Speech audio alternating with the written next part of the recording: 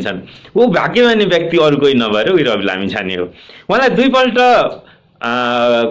का महान्यायाधिवक्ताले उहाँलाई लागेका अभियोगहरू फिर्ता लिने प्रयास गरेका छन्, भनेको मुद्दा नचल्ने प्रयास गरेका छन्। पहिलो एउटामा त उहाँको मुद्दा नचल्ने निर्णय भएको हो, यो अर्को पनि मुद्दा नचल्ने निर्णय भएको हो खास गरी चाहिँ। तर पछिल्लो मुद्दा चाहिँ मुद्दा फिर्ता गर्नुपर्ने गरेको छ र चोर बाटोबाट छ है।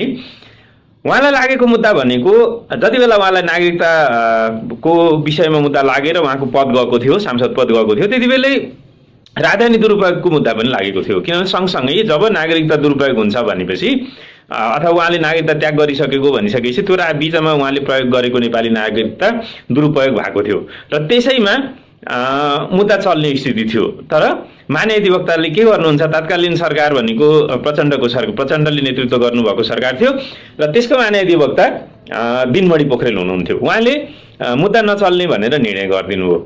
त्यो निर्णयका विरुद्धमा अदालतमा यो भनेको 79 चैतको कुरा हो र त्यसका विरुद्धमा चाहिँ युवराज सफल भन्ने एकजना व्यक्तिले मुद्दा सर्वोच्चमा रिट दायर गरेको अवस्था छ।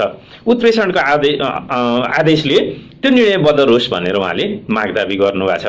त्यो निर्णय सुनवाईमै छ, म अहिले एकछिनमा कुरा गर्छु। फेरि उहाँलाई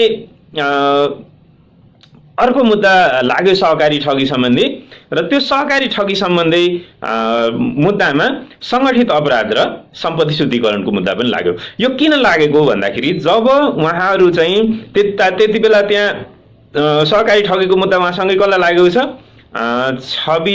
छविलाल बन्जाडे र जीवी राई लगायतका अरू मान्छेहरू पनि त्यहाँ हुनुहुन्छ भनिसकेपछि उहाँले सङ्गठित रूपमा यो काम गरेको भएर अपराधजन्य कार्य चाहिँ सङ्गठित रूपमा गरेको भएर सङ्गठित अपराध लागेको हो र उहाँलाई चाहिँ त्यो त्यसरी भनौँ न एउटा चाहिँ ठगीबाट आएको सम्पत्ति उहाँसँग रहेको हुनाले, उहाँकोमा गएको हुनाले उहाँहरूलाई संयुक्त रूपमा लागेको हो। रवि लामिछानेलाई मात्रै लागेको पनि होइन।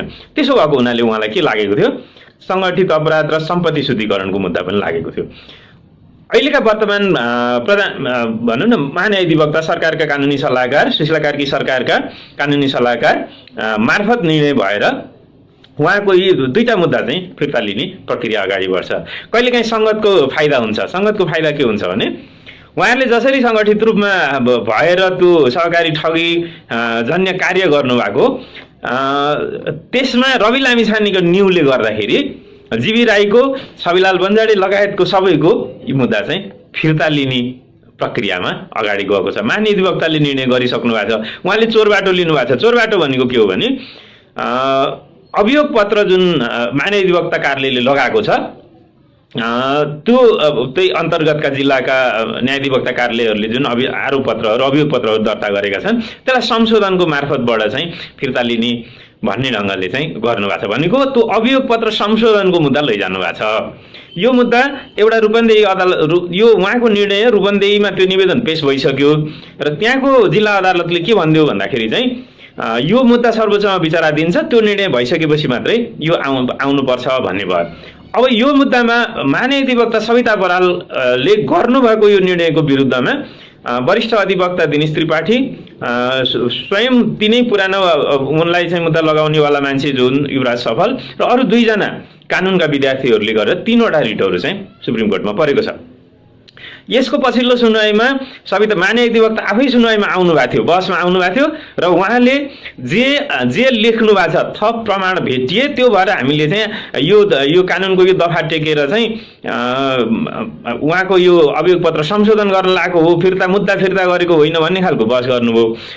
बेन्चले के सोध्यो, त्यसो भए तपाईँले के प्रमाण भेट्नु भएको छ त थप चाहिँ खोइ पेश गर्नुहोस् न त भन्दा गर्न सक्नु भएको छैन र त्यही पेश गर्नु भनेर पछिल्लो आदेश भएको छ। यसो भएर बसेको छ। अब उहाँको पहिलो मुद्दा हेर्दाखेरि चाहिँ राजधानी दुरुपयोगको मुद्दा हेर्दाखेरि चाहिँ 13 चोटि पेशी चढेको देखिन्छ।